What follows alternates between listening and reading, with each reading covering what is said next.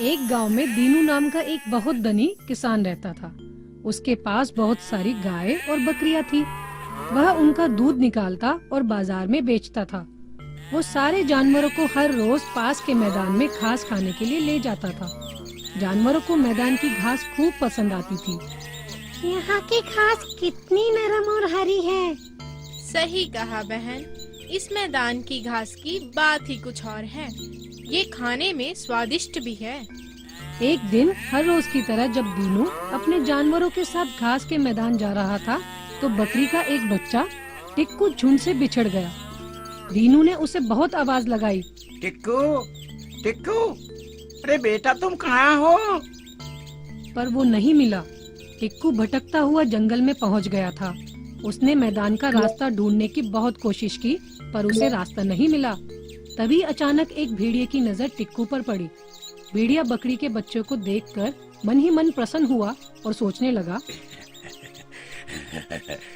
आज तो मैं इस बकरी का मुलायम मांस खाऊंगा। कौन हो तुम और यहाँ क्या कर रहे हो? भेड़िए को देखते ही टिक्कू बहुत डर गया क्योंकि दूसरी बकरियों ने उसे बताया था कि भेड़िए बकरियों को मारकर खा जाते हैं। मेरा नाम टिक्कू है। मैं अपने झुंड से बिछड़ गया हूँ। ओह, तुम कितने प्यारे हो।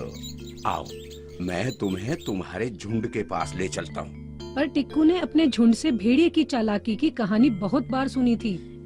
क्या तुम मुझे जंगल में ले जाकर खाना चाहते हो? भेड़िए ने सोचा, ये बच्चा बहुत होशियार लगता है। इससे झूठ बोलकर कोई फायदा नहीं। हाँ हाँ, मैं तुम्हें जंगल में ले जाकर खा जाऊंगा।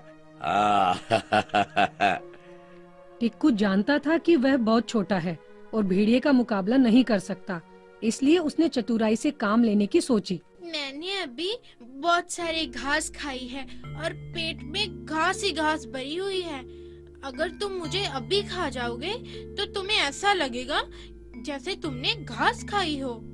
तुम मुझे थोड़ी देर बाद खाना, क्योंकि तब तक मेरे पेट में घास पच जाएगी। मुझे तो घास बिल्कुल पसंद नहीं। इस बकरी को थोड़ी देर बाद ही खाना चाहिए। ठीक है बच्चे, तुम थोड़ी देर यहीं आराम करो, उसके बाद मैं तुम्हें खाऊंगा। कुछ समय बीत जाने के बाद भेड़िए ने टिक्कू से पूछा, ए बच्चे, क्या तुम्हारे पेट की घास पच गई है? अभी कहाँ भेड़िया दादा, लगता है आज घास पचने में पूरा दिन ही चला जाएगा।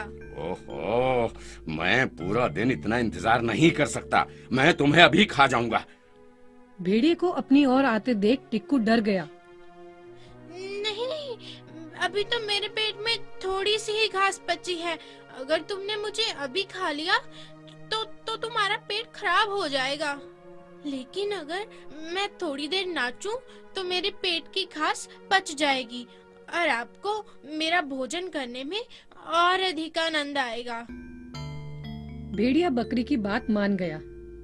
ठीक है, तुम नाचना शुरू करो, मैं यहीं बैठकर इंतजार करता हूँ। बकरी को नाचता हुआ देखकर भेड़िया मन ही मन सोच रहा था, वाह, इसका लजीज और कोमल मांस खाने में कितना मजा आएगा। टिक्कू थोड़ी देर नाचने के बाद अचानक बैठ गया। अब क्या हुआ?